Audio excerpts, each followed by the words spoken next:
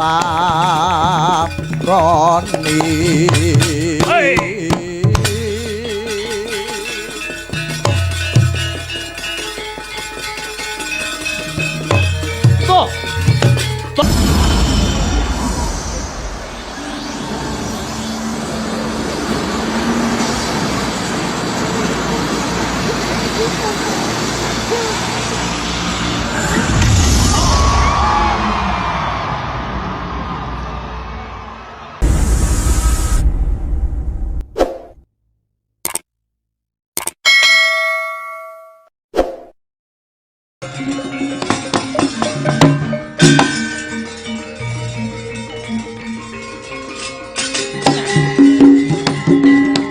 kinutang kutang tansah bisa lelati terasa keberhanayomi koko susilo jatnya toko tulondo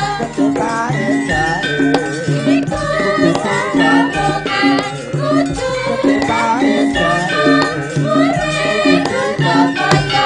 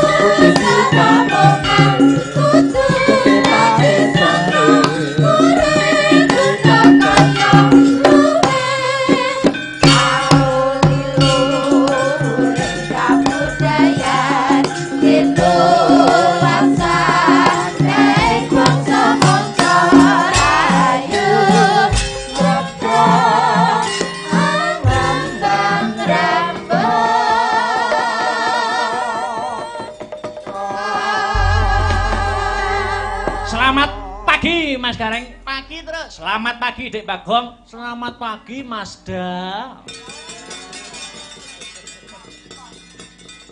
Masih rumah nek krungu kuwi jan. Masda golekno omben-omben ning Pak Ustad.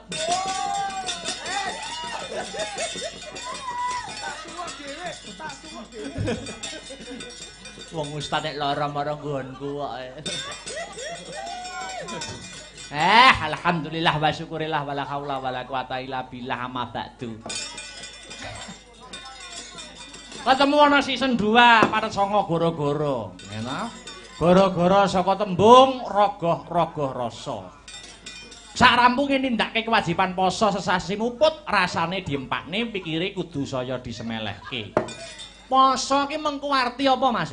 Poso kuwi saka tembung ngeposke rasa. Pos ki mandhek ora mung mandhek anggone dahar lan ngunjuk, nanging uga ngempet hardaning hawa nafsu. Contone rasan-rasan, omongan sing boten becik, berpikiran buruk kuwi kudu disingkiri. Pancen tujuane wong poso ki karepe kulino tumindak becik kang pamrih bisa istiqomah anggone tetep tumindak becik sak rampunge poso ya truk bener Mas Gareng. Mula iki seragame kanca-kanca nuansa putih. Wiwit saka dalang marang gono nganti pengerawit, nuansa putih tegese suci, membuka lembaran baru. Alhamdulillah. Masih dalam rangkaian ya kuwi ulang tahun pernikahan ke-27 keluarga besar Bapak Haji Eko lan Ibu Haja Asih.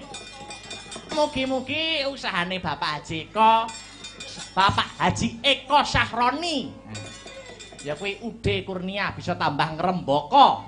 Selangkah lebih maju yen rezekine tambah bisa kanggo wayangan meneh. Amin alhamdulillah. Iki sing nenggani isih kepareng akeh, uga sing memantau lumantar channel YouTube. Sing ora bisa kepareng rawuh ana ing lokasi. Muga-muga pagelaran dalu sakmangke sageta meranani penggalih lan dados jampining sayah ya Mas Gareng dan Bagong. Uga iki sing pesan kanggo sing mudik. Heeh. Sing kepareng mudik kok arepe bali ana kota perantowane ngaturke sugeng tindak lan ati-ati. Mergo musim-musim ngene iki dalan do macet. Ha iya. Bombong kaworan bungah bisa menghibur warga masyarakat kang mapan ana ing sugih waras. Prambon Kadipaten Nganjuk. Yen wilayah Prambon dan sekitarnya iki kanca-kanca Astabrata iki jane jarang ngerambah wilayah kene. Ya muga-muga akeh sing do cocok utawa terhibur satemah awake dhewe bisa silaturahmi maneh karo warga masyarakat ana kiwa tengene Prambon kene iki. Nggih, Mas Gareng. Gandeng garang pentas niki ana laladan Prambon iki ora ana salahe yen dikenalke siji mbaka siji pesindene. Wiwit saking mrika piyambak punika Mbak Sri Wahyuni Sri Pesek. Silep godhong ganyong. Irunge nyengsep bathuke nonong. Pidalem wonten Mbagor sakmenika menempuh S2 wonten isi Surakarta penciptaan. Ati-ati lho, Sek. S2 kuwi pergaulane kudu sing ngati-ngati.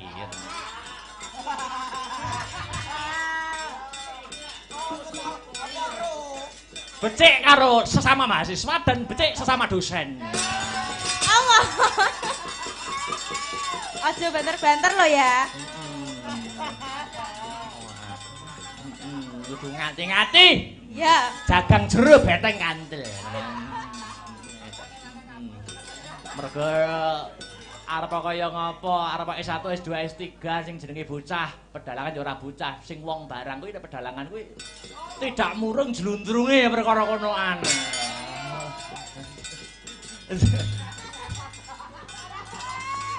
Ayam. Sukses selalu. Ngerambah. Amin. Ora ikhlas. Sakmenika nglerek sandingipun menika Mbak Anistia Ayu Enggarsari. Menika nyambut guru. Guru mutan.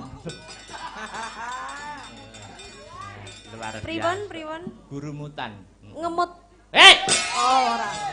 Dudu ya. Senes Astagfirullahalazim.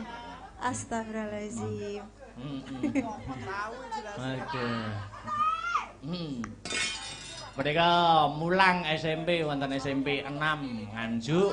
Guru bahasa Jawa utawi bahasa daerah. Luar biasa. Ngelerek menika sinden patok bangkrong Astabrata. Kiblat 45 pancer sapa to sing ora ngerti Bu Parsinem. Sinden sampun godhog mboten saged empuk. Nggih Bu Parsinem menika. Bu Parsinem paring siji nembah matur nuwun. Ngelerek punika Dik Sinta Widya Malupi sedang menempuh kuliah wonten ing Universitas Negeri Surabaya jurusan Bahasa Daerah calon Bu Guru.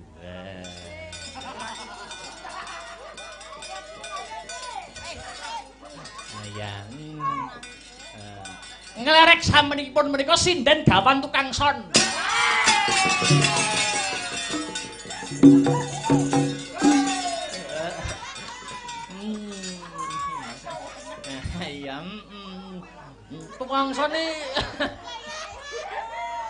Tukang sone jos-jos, untirane jos.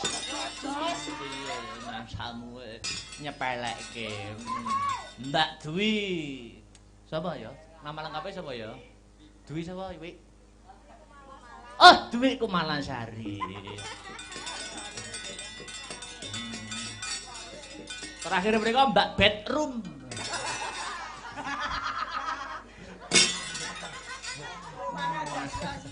Betrisian. Ngenyek, nanang guyone ngenyek. Wah, kurang ajar. Wayahe diunggahke engko. Unggahke terop Mas Teh. Lah terakhir menika Dik Niken Salindri.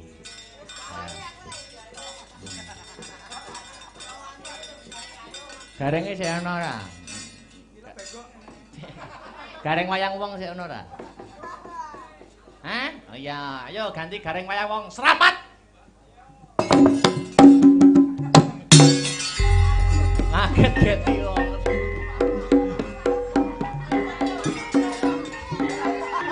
Lagi lho. Jirep.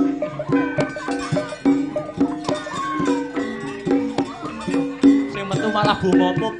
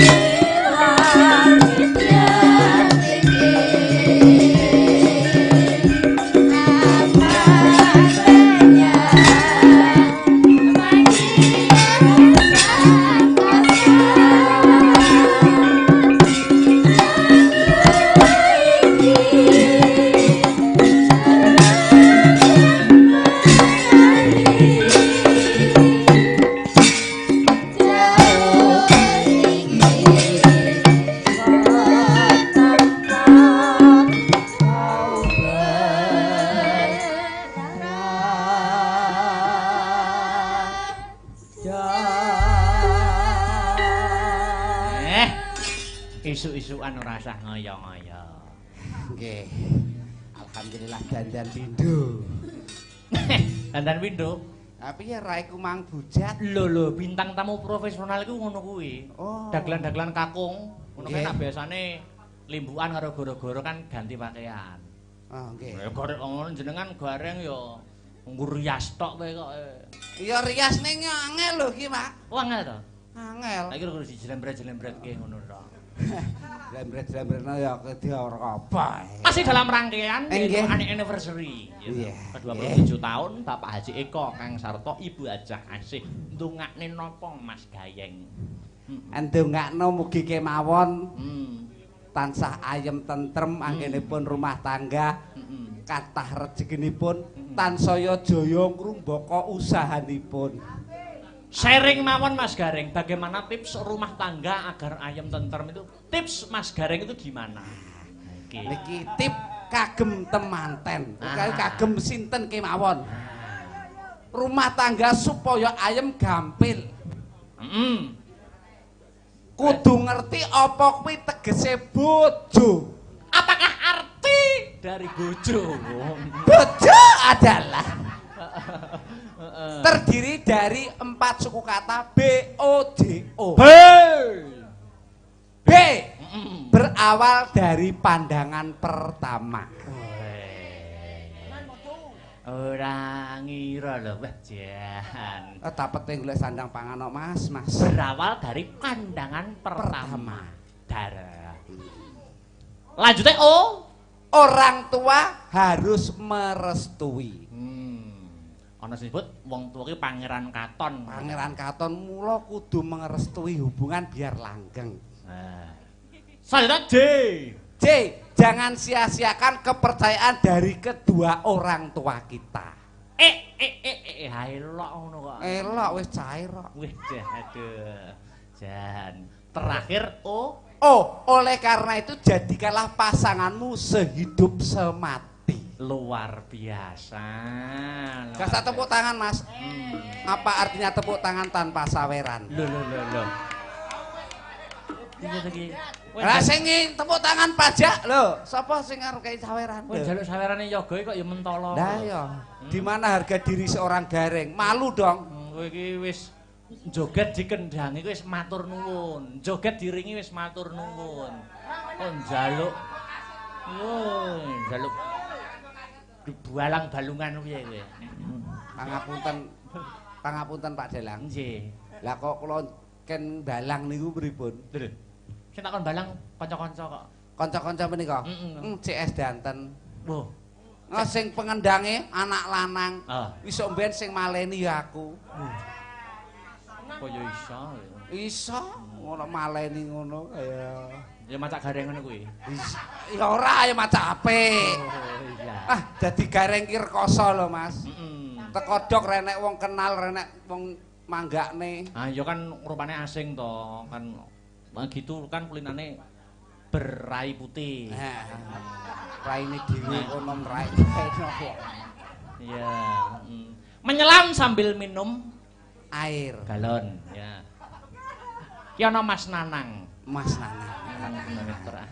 Ayo. Becike ditanjak. Ayo ora ketang sak bawa-bawa ngono. Wis ngeceti aku wae. Sudah sampai lokasi bos. Bos. Jam 7. Ayo. Mas Nang, adalah. Piring Nang, piring iki kene. Sego pecel apa rawon kowe? Ah, piye to Nang? Awas. Engko nek rawon rasa sikil lho engko. Wetenge ra melemare. Ayo. Jane karo Pak Eko lampune wis dibiarke lho. Masyaallah. Nang, Nggih. lampune wis mekat. Sing ndak empan dopku kok nyalahke nggone Pak. Dopmu sing gak nyalahi. Nemen. Nemen. Kok iso? Ning opo ngene iki awakmu nengeri wong ayu. Oh, lek kuwi jangan ditanya wis pokoke apal nek wong ayu karo wong elek. Seleramu piye nang? Kula to. Laki-laki kan mempunyai kriteria sendiri-sendiri. Ya, Nek Nah, kula- sing langsing sedet. Nek kula selera kula ya sing kaya enggar. Lumayan. Lumayan ngoten. Kok sok kaya enggar ki? Mbak Enggar ki bodine piye nang? Ya cukup memukau. Iya. Memukau. Au. Lah kok ngerti? Memukau saka ngendi ayo? Weh kula mambuk sak sretan ngoten pun gandane pun masalah. Gandane wis kadus. Pitor. Wah, Sangat luar biasa. Berarti awakmu nek nyawang wedok ndelok bodine saka gandane. wo nemen tenan kok. Lah nek awakmu nyawang aku ki saka apa? Alah saka prejengane sampean. Kok saka prejengan iki? Welek nek aku pangkling. Sopo ki dak bintang tamu sopo ki lah kok walah aku urung tau weruh aku masalah jebule Alah, tak urus. Tak urus. Wingin aneh awakmu sampean ngantuk, ya ta? Nggih. Njaluk kopi. Nggih. Aku gekno kopi, Lek. Nggih. Bareng digekno kok awakmu nih biar Padang kuwi sing Padang apane? Sing Padang niku ampun kleru ing penampi. Lah apane sing Padang? Sing Padang niku atine. Oh, atine. Nek sing Padang mripate mengke lak keajaiban alam. Mbak Enggar ladenono Mbak. Ngadeg kok. Mbak. Enggar. Terus aku Enggar. Piye Ini to Mas adalah Akbar iki? fan kamu loh, Enggar. Fans kamu itu. Fan kamu. Alah yo. Bodine Enggar piye? Bodine peh mening masalah. Masing masak. Sangat disayangkan. Apa? kenapa? Disayangkannya apa? Nyenyek iki. Nyapa? Iblis iki. Maksudnya kusik to anu Mas Gareng. Iya. Kok tenong di lumahne omong digenahne. Iya. Oh, tak kira bokong di rumah. Genahe piye? Nae pripun? Genahe piye, Nang? Sangat disayangkan. Disayangkannya piye? Sudah ada yang punya. Waduh, upama orang duwe? Wah, siap tanding wis siap wong. Tenan? Nemen. Siap tanding tenan? Nemen. Nemen. Siap mbok jak mubung-mubung ning ndi nang? Wis njaluk neng ndi pokoke waton ora njaluk tumurune lintang Kang Sarto rembulan bakal tak turuti wong ayu.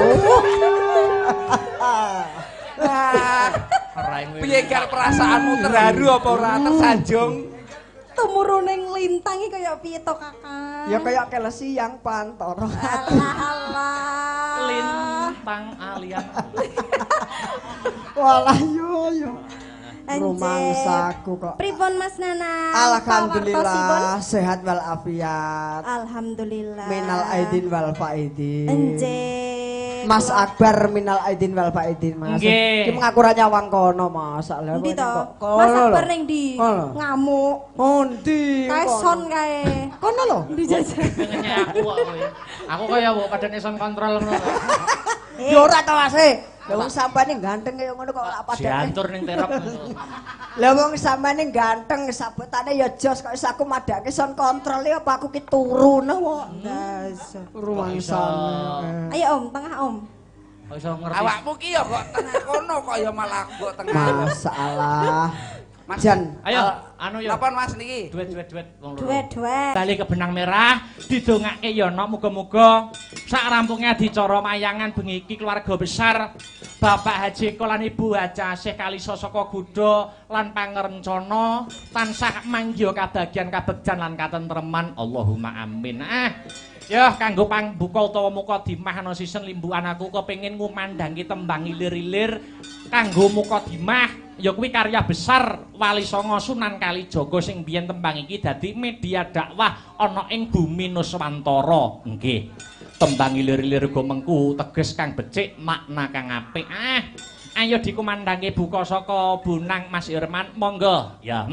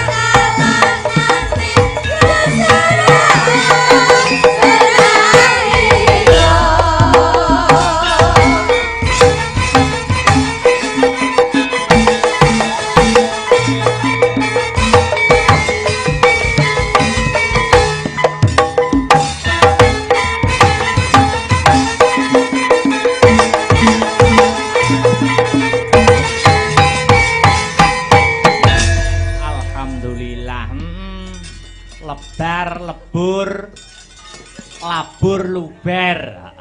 Lubero kesabarane. Angko saiki wis sabar, Nduk. Ha iya. Sajeke aku nampa momongan ponakan ki lho. Aku rada sabar.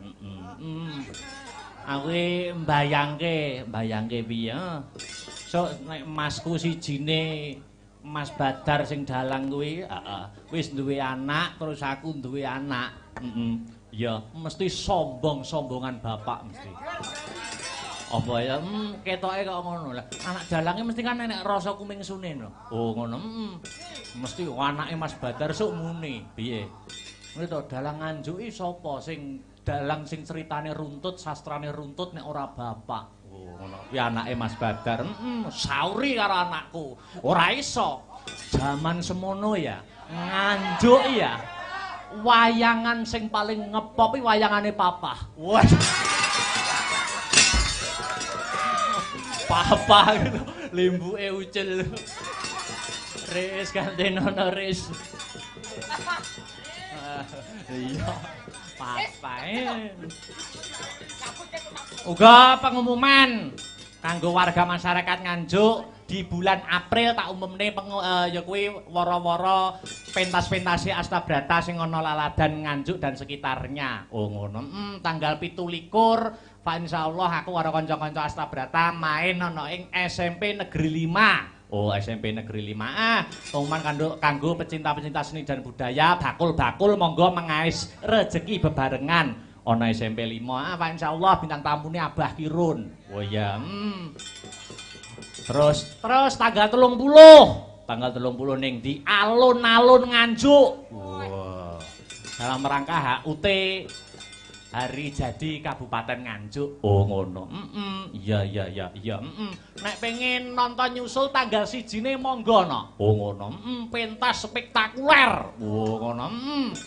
Bintang tamune Cak Komet karo Cak Dodok tanggal 1 lakone Parto Kromo ning ndi Sukorame Lamongan. Oh.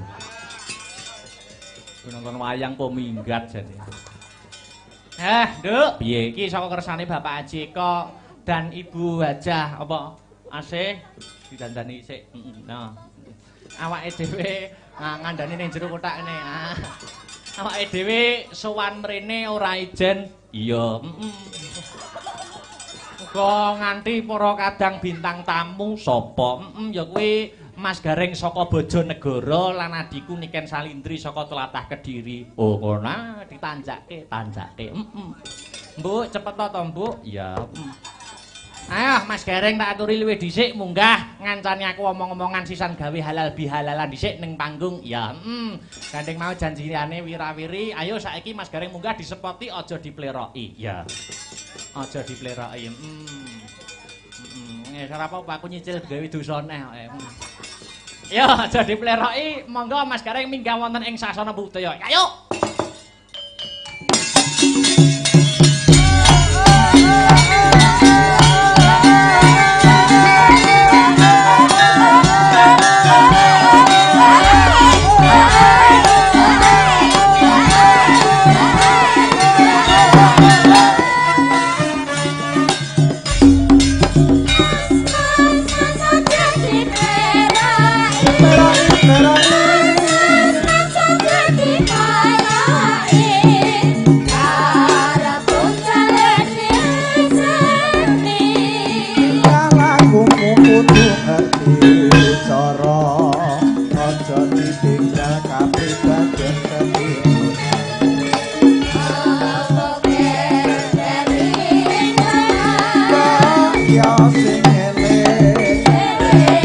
Perahu layar.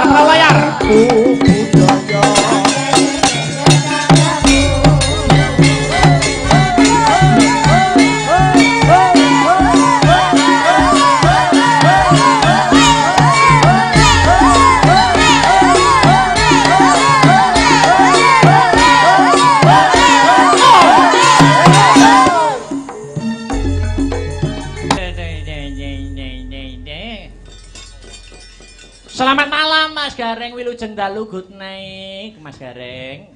Selamat malam Sugeng Dalu Alhamdulillah ketemu lagi ana ing laladan sugih waras Prambon Nganjuk. Nggih, alhamdulillah ketemu lagi. Suwe ra ketemu. Alhamdulillah. Dalam rangka ulang tahun ya kuwi pernikahan ke-27 tahun Bapak Nggih. Haji Eko Kang Sarto Ibu Hajah Asih. Kula gumun Bujang. Gumune ngopo, Mas? Atase bakul wesi amo sugih kaya ngene. Lho, iki jenenge apapun itu ya kuwi pekerjaan nek ditelateni iso ngrejekeni. Luar Kula biasa. mriki Nggih. pangapunten. Nggih. Bayaran kula 16 yuta. Larang men ngungkuli aku. Lho, tenggene bos besi tua kok. Sampean tok 16 juta. 16 yuta. Kok iso ngono? Sepeda motorku tak dol. Anu dandake anu besi neh. Nggih.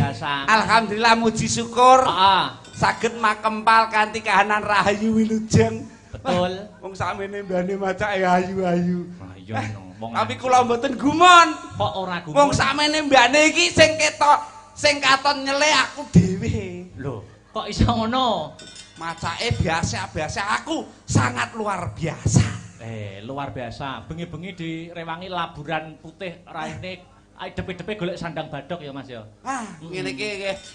Bucange aslinipun teng Bojonegoro teng wilayah omah sampeyan, daerah Nggih. sampeyan. nggih wonten adicara halal bihalal teng kantor kabupaten. Oh, Mula nggih sowan mriki. Lho, Kabupaten Bojonegoro Nggih. malam ini juga mengadakan Halal bihalal. Eh. Ingkang ngadakaken nggih punika Buahna Bupati Bojonegoro. Sampeyan malah ning Nganjuk. Nggih, malah teng Nganjuk. Berarti saking tresnane karo aku. Sapa sing ngomong? Saking tresnane karo Pak Haji Eko. Halah sapa sing ngomong? Lah kok rene? Ah, ning kono ora dijawab kok. Oh, Koclok aku ning kono. sing ngejak kene ya. Lah ya Sing kiri ngejak waduh. kene kok. Ah, Ngucapne matur nuwun Mas nggih. Gareng. Ngucapaken matur sembah nuwun Iya. kagem Bapak Haji Eko. Heeh. Sinten? Pak Eko. Pak Eko. Masuk kok. Karo Ibu Hajah Asih. Kalih Bu Ajase sangat luar biasa penyambutanipun.